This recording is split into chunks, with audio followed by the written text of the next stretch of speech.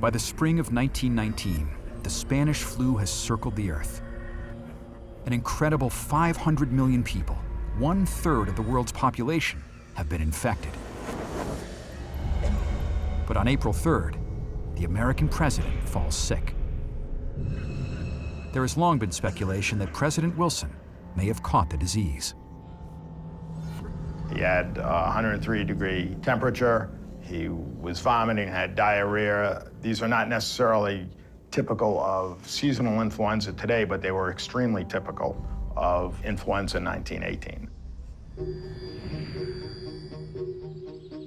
At the Wilson Presidential Library in Stanton, Virginia, Nancy Bristow and archivist Mark Peterson are digging through the records of Wilson's doctor, Cary Grayson. He was with the president in Paris.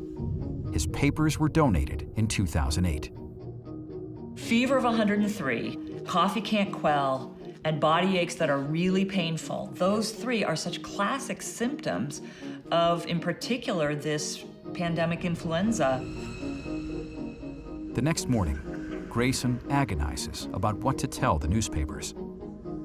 The president had no objection to my announcing that he was sick in bed. In fact, he advised that I do so because, as he pointed out, he did not want anyone to attribute to him any indication of quitting. And he's worrying about how it appears in terms of this international crisis of trying to figure out what a peaceful world would look like. Yeah. The public is told Wilson has a bad cold. Privately, Dr. Grayson tells a friend what had really happened.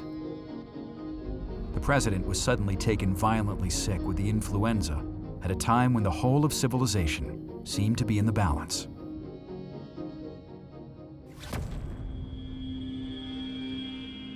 When Wilson returns to the negotiations, he's a different man.